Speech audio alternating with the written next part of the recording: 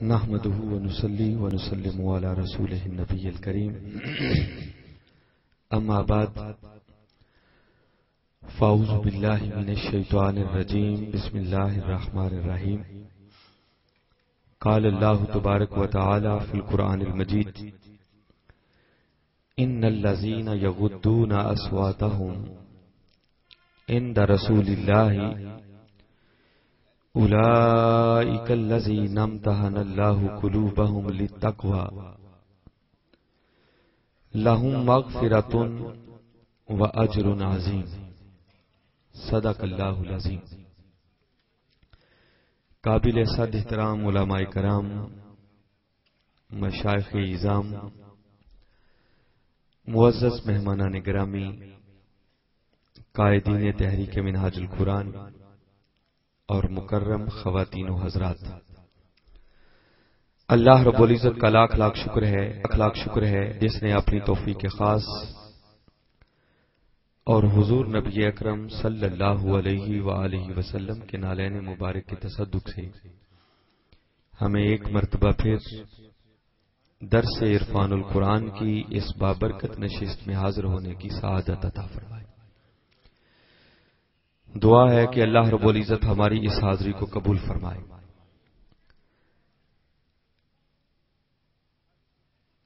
آج کے درس عرفان القرآن کی نشست میں عنوان گفتگو کے طور پر میں نے سورہ حجرات کی آیت نمبر 3 تلاوت کرنے کا شرف حاصل کیا۔ پہلی 2 آیات پر الحمدللہ ہماری گفتگو کسی حد تک مکمل ہو چکی ہے، اور آج اس تیسری آیت کریمہ کے حوالے سے ہم اپنی گفتگو کو آگے بڑھائیں گے۔ جس طرح پہلی 2 آیات کریمہ کا مرکزی مضمون وہ بارگاہ رسالت صلی اللہ علیہ وسلم کا ادب تھا، اسی طرح اس تیسری آیت کریمہ کا مرکزی مضمون بھی تاجدار کائنات صلی اللہ علیہ وسلم کی بارگاہ کا ادب ہی ہے، مگر فرق یہ ہے کہ پہلی آیت کریمہ میں اللہ رب العزت نے فقط یہ حکم دیا تھا کہ اے ایمان والو دیکھو کبھی اللہ اور اس کے رسول سے آگے نہ بڑھنا، اور ساتھ فقط اتنی تنبیہ فرمائی تھی واتقوا اللہ، کہ اس بے ادبی کے حوالے سے اللہ سے ڈرنا، کہیں اس کے عذاب کی گرفت میں نہ آ جانا۔ دوسری آیت کریمہ میں باری تعالیٰ نے اپنے محبوب کی بارگاہ کا ادب کا حکم بھی دیا، مگر ساتھ یہ بھی بتایا کہ جو میرے محبوب کی بارگاہ کی بے ادبی کرے گا اس کی سزا کیا ہے۔ تو فرمایا اے ایمان والو دیکھو تمہاری آواز بھی کبھی میرے نبی مکرم کی آواز سے اونچی نہیں ہونی چاہیے۔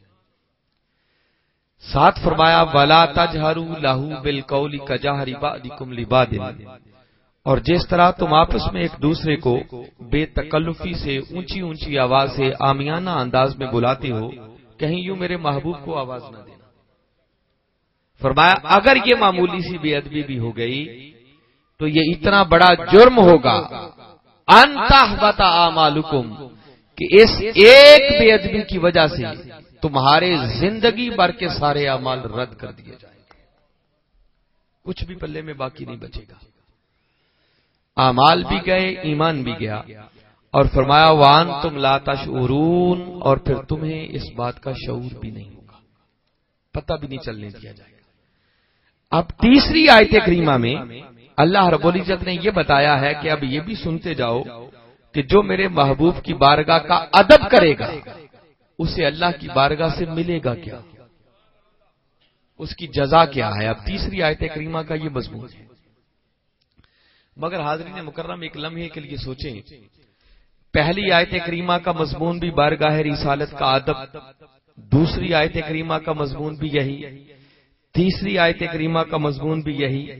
حتیٰ کہ آگے آیت نمبر 4، 5، 6 اور 7 نمبر آیت تک ایک ہی مضمون چل رہا ہے۔ اس بات پر میں آپ کی کنسنٹریشن چاہتا ہوں، توجہ چاہتا ہوں کہ قربان جائیں تاجدار کائنات صلی اللہ علیہ وسلم کی عصمت پر کہ وہ اللہ کے برگزیدہ بندے ہیں، ان کا شمار بندوں میں ہے، اور ہم کلمہ شہادت پڑھتے ہوئے اسی بات کی گواہی دیتے ہیں، وَأَشْهَدُ أَنَّ مُحَمَّدًا عَبْدُهُ وَرَسُولُهُ، کہ بے شک محمد صلی اللہ علیہ وسلم اللہ کے برگزیدہ بندے اور اس کے رسول ہیں، تو ان کے بندہ ہونے کی گواہی دیتے ہیں۔ بندے ہیں، وہ معبود ہے، حضور اس کے عبد مقرب ہے، وہ خالق ہے، حضور اس کی مخلوق ہے، وہ مالک ہے، حضور اس کی مملوک ہے، وہ معبود ہے، حضور اس کے عبد مقرب ہے۔ مگر اس بندے کی شان اور عظمت کا اندازہ کریں کہ جس بندے کی بارگاہ کے آداب خود خدا سکھا رہا، بندہ ہو کر اس کا مقام کتنا اونچا ہوگا؟ کیا وہ عام بندوں جیسا بندہ ہوگا؟ ایسا سوچنا بھی گناہ ہے کہ خدا بتا رہا ہے کہ میرے محبوب کی بارگاہ میں صبح و شام حاضر ہونے والوں، ٹھہرو مجھ خدا سے پوچھتے جاؤ کہ اس بارگاہ میں جانے کا پروٹوکول کیا ہے، وہاں جانے کے آداب کیا ہیں، تقاضے کیا ہیں۔ اور ایک ہی مقام پر، میں اس وقت تو صرف سورہ حجرات کو ڈسکس کر رہا ہوں نا، قرآن کی بقیہ صورتیں، بقیہ آیات الگ، ذرا اس مضمون کی اہمیت کا اندازہ کریں کہ باری تعالیٰ نے ایک ہی مقام پر پے در پہ کئی آیات کے اندر صرف اپنے محبوب کی بارگاہ کے ادب کا حکم دیا۔ ذرا اندازہ کر لیں کہ دین کے اندر اس بارگاہ کی ادب کی اہمیت کتنی زیادہ ہوگی کہ وہ قرآن جس نے قیامت تک آنے والی انسانیت کے تمام مسائل کا حل دینا ہے، اس قرآن کے اندر باری تعالیٰ نے ایک ایک مقام پر ہی کئی آیات فقط اپنے محبوب کی بارگاہ کے ادب کو اجاگر کرنے کے لیے متعین کر دی۔ اب دیکھ لیں، ان آیات کے اندر اللہ رب العزت نے کوئی نماز کا حکم نہیں دیا، کوئی روزے کا حکم نہیں دیا، کوئی حج عمرے کا حکم نہیں دیا، کوئی زکوٰۃ کا حکم نہیں دیا، بس ایک ہی مضمون ہے کہ دیکھو کہیں میرے محبوب کے بارگاہ کی بے ادبی نہ ہونے پائے۔ آج ہم اس بات پر غور کریں گے کہ جو تاجدار کائنات صلی اللہ علیہ وسلم کی بارگاہ کا ادب بجا لاتا ہے، اس کو اللہ کی بارگاہ سے ملتا کیا ہے۔ تیسری آیت کریمہ میں باری تعالیٰ نے اپنے محبوب کی بارگاہ کا ادب بجا لانے والے کے لیے 3 انعامات کا اعلان کیا ہے۔ فرمایا ان الذین یغضون اصواتهم عند رسول اللہ اولئک الذین امتحن اللہ قلوبهم للتقوی لہم مغفرۃ واجر عظیم۔ فرمایا بے شک وہ لوگ یغضون اصواتهم عند رسول اللہ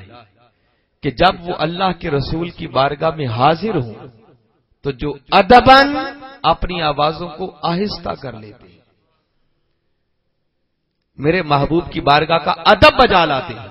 فرمایا ان کی پہلی جزا یہ ہے، حصر کے انداز میں فرمایا اولئک الذین امتحن اللہ قلوبهم للتقوی، فرمایا یہی وہ لوگ ہیں جن کے دلوں کو خدا تقوی کا نور دینے کے لیے چن لیتا ہے۔ یہ پہلا صلہ ہے۔ ساتھ آگے فرمایا لہم مغفرۃ، فرمایا انہی ادب کرنے والوں کے لیے مغفرت ہے، بخشش ہے اور معافی ہے کہ اگر ان کے کوئی سابقہ گناہ ہوں گے تو ان گناہوں کو بھی معاف کر دیا جائے گا۔ اور تیسرے نمبر پر فرمایا وَأَجْرٌ عَظِيمٌ کہ خالی معافی نہیں کریں گے بلکہ اجر ان کو وہ عطا کریں گے جس اجر کو وہ خدا ہو کر بھی اجر عظیم کہہ رہا ہے۔ اندازہ کر لیں وہ اجر کتنا بڑا ہوگا۔ تو بنیادی طور پر اللہ رب العزت نے ان 3 جزاؤں کا ذکر کیا اور یہ تینوں حصے الگ الگ خطاب کا تقاضا کرتے ہیں۔ تاہم آج ہم پہلے حصے پر گفتگو کریں گے اور اس بات پر اپنی کنسنٹریشن رکھیں گے کہ اللہ رب العزت نے یہ جو اپنے محبوب کی بارگاہ کا ادب کرنے والوں کے لیے اعلان کیا کہ یہی وہ لوگ ہیں جن کے دلوں کو خدا تقوی کا نور دینے کے لیے چن لیتا ہے، تو یہ تقوی ہے کیا؟ اگر یہ تقوی سمجھ آ گیا کہ تقوی کا مقام کیا ہے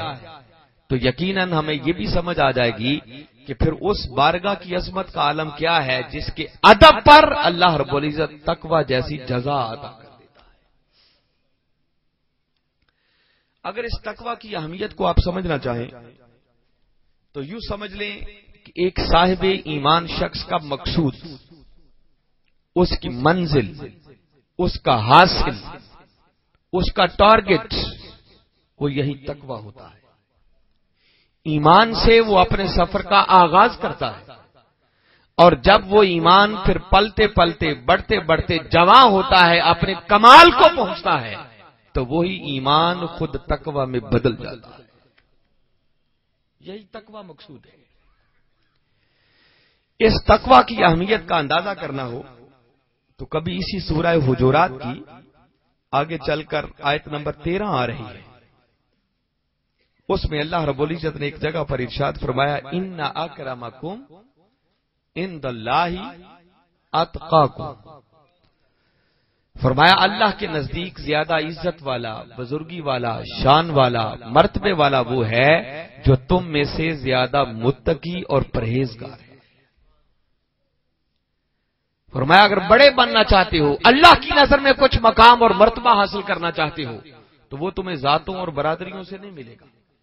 وہ منصب اور عہدے سے نہیں ملے گا، بلکہ اللہ کے ہاں بڑا ہونے کا ضابطہ یہ ہے کہ جو جتنا تقوی میں آگے نکلتا چلا جائے گا،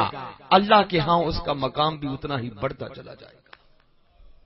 میں جسٹ ابھی تقوی کی اہمیت بتا رہا ہوں کہ جو بارگاہ رسالت کے ادب پر جزا رکھی ہے اللہ رب العزت نے، ذرا اس تقوی کی اہمیت کو پہلے سمجھیں۔ کبھی 30ویں پارے کی پہلی سورت کو پڑھیں، دوسرا رکوع ہے، باری تعالیٰ نے فرمایا ان للمتقین مفازا، فرمایا بے شک حقیقی کامیابی اور منزل بھی اگر ملے گی تو ان کو جو اپنے من کے اندر تقوی کا نور پیدا کر لیتے ہیں۔ فرمایا وہ کامیابی بھی انہی کے لیے۔ کہیں فرمایا تم میں سے ہر شخص جنت میں جانے کا طلبگار ہوتا ہے کہ اسے جنت مل جائے، مگر کبھی سوچا کہ جنت میں جائے گا کون؟ ایک مقام پر باری تعالیٰ نے خود قرآن پاک میں فرمایا جنت کی نسبت، فرمایا اعدت للمتقین، فرمایا جنت تو ہم نے تیار ہی متقیوں کے لیے کر رکھی ہے۔ جنت بھی بغیر تقوی کے کسی کو میسر نہیں آئے گی۔ ہم اس دنیا میں جب سفر پر نکلتے ہیں تو سفر پر جانے سے پہلے سامان سفر کا انتظام کیا جاتا ہے، زاد راہ کا انتظام کیا جاتا ہے، مگر یہ جو دنیا میں ہم ایک عمر گزار رہے ہیں یہ بھی ایک سفر ہے، اور ہم آخرت کی منزل کی طرف رواں دواں۔ باری تعالیٰ نے اس سفر کے لیے بھی ایک زاد راہ کا اعلان فرمایا، فرمایا وَتَزَوَّدُوا فَإِنَّ خَيْرَ الزَّادِ التَّقْوَىٰ مِنكُمْ، فرمایا جس طرح ہر سفر کے لیے تم زاد راہ کا اہتمام کرتے ہو،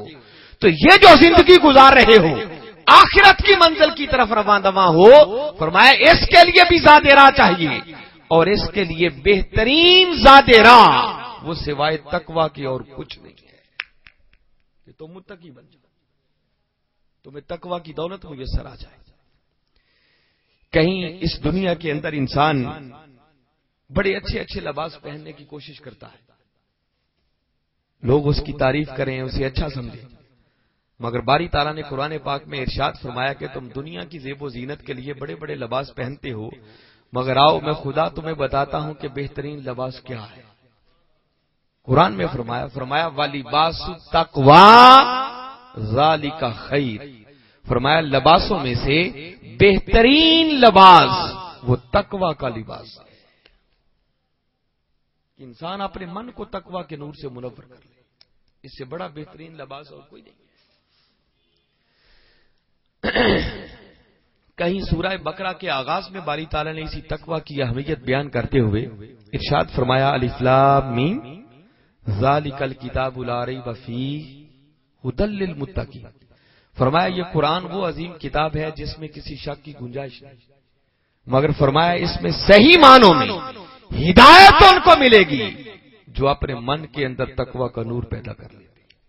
جو متقی بن جاتے ہیں۔ یہ قرآن ہدایت ہے متقیوں کے لیے، تو تقوی کے بغیر قرآن سے ہدایت بھی میسر نہیں آتی۔ اگر ان چند آیات پر ہی